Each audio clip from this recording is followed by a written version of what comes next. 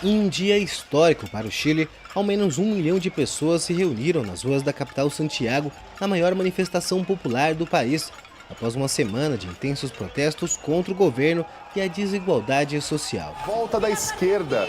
A Argentina tem um novo presidente, ou um presidente eleito.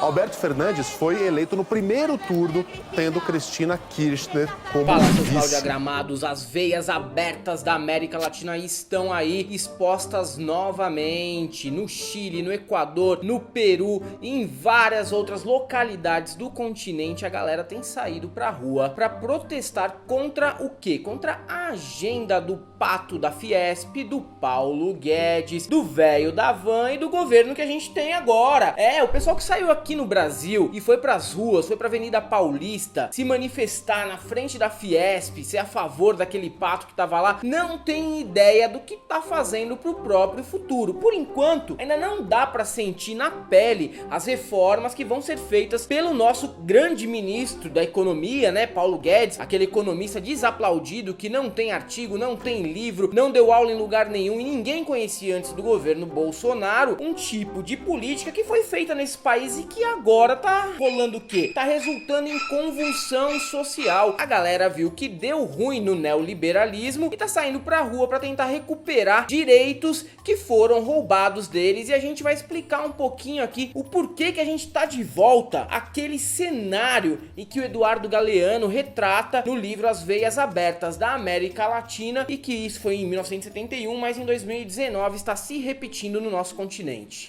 Soy louco por ti, América! Bolsonaro, tá ficando pequeno pra você aqui na América do Sul!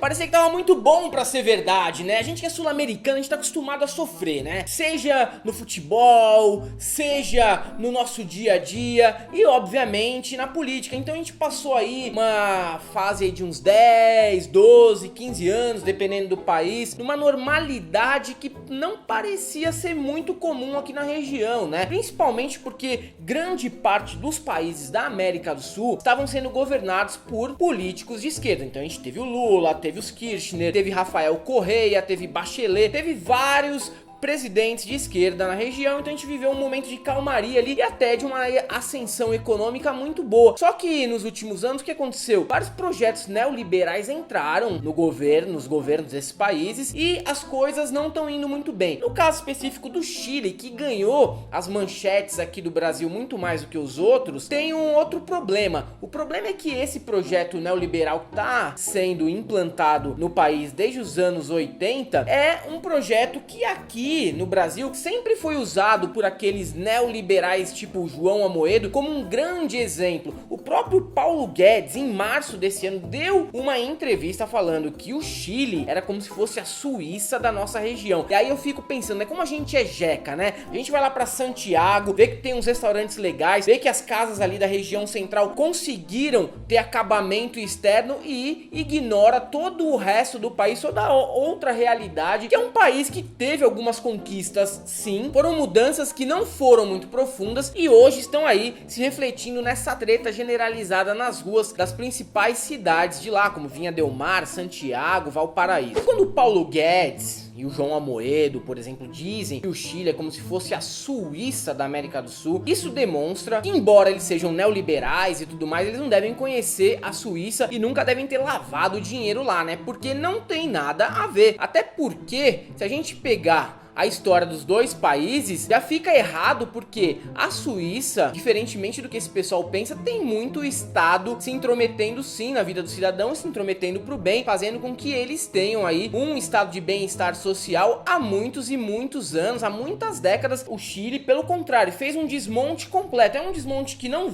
é só na reforma da Previdência, é um desmonte que aumentou a desigualdade social ao passar dos anos, fez com que a classe média ficasse precarizada lá, e além de tudo, teve uma privatização generalizada de coisas que aqui no Brasil a gente ainda não passou. Por exemplo, a água no Chile tem uma forma de privatização que faz com que ela possa ser explorada por quem pagar subsídios para o governo de uma maneira bem assim, digamos, desigual. O pessoal perfura, não quer nem saber, usa para irrigação, principalmente ali de plantações de abacate que eles chamam de ouro verde lá no país, e é uma fruta que depende de muita água, faz com que as nascentes sequem, atrapalham o abastecimento do vizinho ali, que às vezes é um fazendeiro mais pobre, e do resto da cidade, acelerando o processo de desertificação do país. E isso aí é fruto de uma privatização mal pensada ou pensada só em ajudar aquela galera de sempre, né? A galera que está sempre correndo lado a lado com os presidentes e políticos neoliberais de direita. Tudo isso, obviamente, você sabe que tem um propósito. É fazer com que a mão invisível do mercado possa agir fazendo aquele fist fucking na população, porque é isso que a gente tá vendo agora. O pessoal lá no Chile demorou para ter a percepção de que isso causaria aí um transtorno na população e nos ganhos e um aumento na desigualdade por conta daquelas grandes mudanças sociais que fazem a gente ter um conforto momentâneo e não se preocupar tanto com o que está acontecendo com a perda de direitos. Então a gente teve ali no Chile, eles saindo da ditadura, entrando depois numa democracia. Tudo isso fez com que eles não percebessem que a implantação dos projetos econômicos dos Chicago Boys lá no país seria, no longo prazo, um grande problema. Então a gente só tem essa percepção no longo prazo, porque as pessoas começaram a se aposentar, aí tem aquele grande problema, uma aposentadoria totalmente precarizada, pessoal ganhando menos que salário mínimo, pessoal não conseguindo ficar vivo e comprar remédio, e aí o circo começa a pegar fogo. Então quando a gente tem aqui no Brasil um pessoal falando, ah, mas porra, cadê o povo nas ruas? O povo não vai também sair nas ruas pra ir contra as reformas que a gente tá passando? Não vai acontecer isso agora, talvez não aconteça neste mandato do Jair Bolsonaro, pelo simples fato de que ainda não dá pra perceber o baque que uma reforma da Previdência, uma reforma trabalhista, uma reforma administrativa vai ter na vida da nossa população. Vai precisar uma geração inteira se aposentar para perceber isso, vai precisar uma geração inteira sair do emprego que estava quando aconteceu a reforma trabalhista para tentar procurar outro emprego, não achar e acabar virando Uber ou Rappi e Uber ao mesmo tempo para perceber a besteira que fez votando nesses projetos neoliberais aí. E aqui a gente na Galãs Feios sempre insistiu que era uma besteira fazer esse tipo de comparação entre Brasil e Chile, uma comparação que demonstra que a pessoa que comenta isso não entende nem um pouquinho de política, mas não precisa ser muito, entendeu? Você não precisa ser um cara especialista, você precisa ser um cara que tem uma noção básica das coisas. Você percebe que o Chile nada tem a ver com o Brasil, a forma da economia lá é diferente daqui, a gente tem uma economia muito mais diversificada, o país é muito maior, é um país com muito mais recursos e também tem outra, né? Já pegou ali e viu o mapa do Chile? O mapa do Chile parece o nosso saudoso ex-vice-presidente Marco Maciel. Então a gente tem um país que é dessa finura, cortado por cordilheiras, um país que tem uma concentração de população quase todas em pouquíssimas cidades. Então, se existe uma comparação, a comparação seria só que o Brasil quer seguir o mesmo caminho ruim que o Chile tomou na década de 80 e que no fim das contas não foi sustentável. Por quê? Até porque o neoliberalismo muitas vezes é vendido como uma grande novidade, mas é até uma abordagem bem envelhecida de se fazer política, né? E o neoliberal brasileiro, ele é um pouco diferente do resto do mundo. Na América do Sul, em geral, ele é um pouco diferente. Por quê? Porque muitas vezes ele despreza uma lição do Friedman, que era a seguinte, que países que ainda não conquistaram o básico, eles precisam sim do Estado fazendo aquela cooperação para que o povo consiga se sustentar. Então não existe essa de menos Estado ou acabar com o Estado ou Estado zero para países que são ainda muito pobres e que têm desigualdades sociais enormes, como é o caso do Chile, como é o caso da Argentina, do Macri, como é o caso do Equador, do Lenin Moreno, e como é o caso agora do Brasil, do Bolsonaro. Falando no Equador, né, tem uma diferença aí nos protestos que a gente teve no Equador e os protestos do Chile. O protesto do Chile, embora seja muito grande e seja crescendo cada vez mais, ele tem uma adesão de uma classe média baixa, de uma classe média bem mediona assim, branca, escolarizada, tanto que a gente viu várias frases ali nas ruas, frases de efeitos pichadas em inglês, ou seja, a pessoa foi alfabetizada em inglês, provavelmente até melhor do que o Eduardo Bolsonaro, porque as frases que eu li são muito melhores construídas do que as que eu ouvi do Eduardo dando em entrevistas que ele concedeu lá nos Estados Unidos. Já lá no Equador, teve também aí o pessoal saindo nas ruas e ainda continua, era uma revolta mais voltada pros indígenas chilinas que se revoltaram ali com esse governo, um governo que foi apoiado pela esquerda ali, só que acabou traindo, né, e aderindo a um pacote neoliberal, fazendo com que o povo se sentisse também traído, porque afinal de contas eles acreditaram e votaram, colocaram ali o Lenín Moreno como presidente, e o cara abraçou completamente outro pacote para governar o Equador. Aqui no Brasil, durante vários protestos com pedido de direito e não protesto a favor do governo ou protesto a favor do Sérgio Moro, protesto para derrubar Dilma, não, tô falando de protesto onde a população vai lutar por direito. Você vê toda a classe esportiva calada, né? Até porque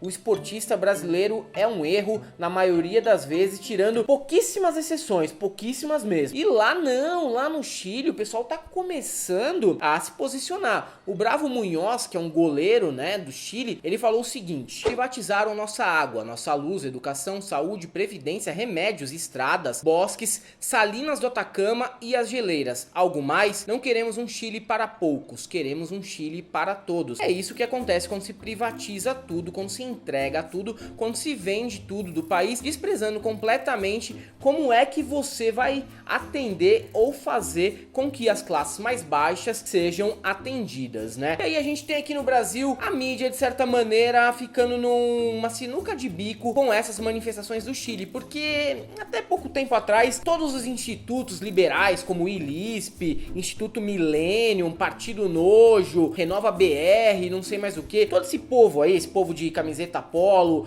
fã do João Amoedo, fazia o famoso discurso do tipo: não, se mirem no Chile, olha, o cidadão chileno ganha mais que o brasileiro, a gente precisa privatizar tudo aqui, olha só que absurdo, nossos vizinhos e tudo mais. Só que eles vendiam essa ideia, por quê? Porque a pessoa não ia atrás, né, pra saber o que de fato ocorre no Chile, né? O pessoal falava: ah, tudo bem, vamos aceitar, vai, se os caras estão aqui no nosso continente e conseguiram chegar nessa posição com esse tipo de política, eu também quero. Agora eles se calam, eles não se posicionam, eles não falam nada e eles não vão falar, eles vão continuar insistindo nisso, porque eles querem vender um sonho de que é possível sim ter menos Estado, você ser o empreendedor, você ser patrão de si próprio e conseguir vencer na vida sem depender de carteira assinada, sem depender dessas coisas que são coisas de vagabundo, né, de esquerdista vagabundo. Até a própria Globo tenta vender esse sonho, né, quando você vê a novela ali, a Maria da Paz vendendo bolo de pote e virando milionária, de certa maneira no subtexto a ideia é essa: olha só, mano, o liberalismo, você sendo um empresário, empreendedor de si próprio, você vai conseguir chegar lá, você não precisa de políticas sociais, você não precisa de uma rede de proteção social, é possível sim você ser independente e ser uma pessoa muito feliz. Mas os chilenos que estão aí aos poucos, nos últimos 10 anos, saindo para as ruas contra o neoliberalismo e também o que tem acontecido nos nossos países vizinhos aqui como o Equador e o Peru, mostra que não é bem assim. Um dia vai rolar aqui no Brasil, mas não vai ser em 4 anos, não vai ser em 5, vai demorar um pouco ainda pra galera sentir na própria pele o que é fazer essa política neoliberal entreguista dos Chicago Olds, né, agora representado pelo nosso ministro da Economia, Paulo Jegues. E é isso aí, galera, para todos vocês que gostam aqui do nosso canal, a gente pede encarecidamente para que vocês conheçam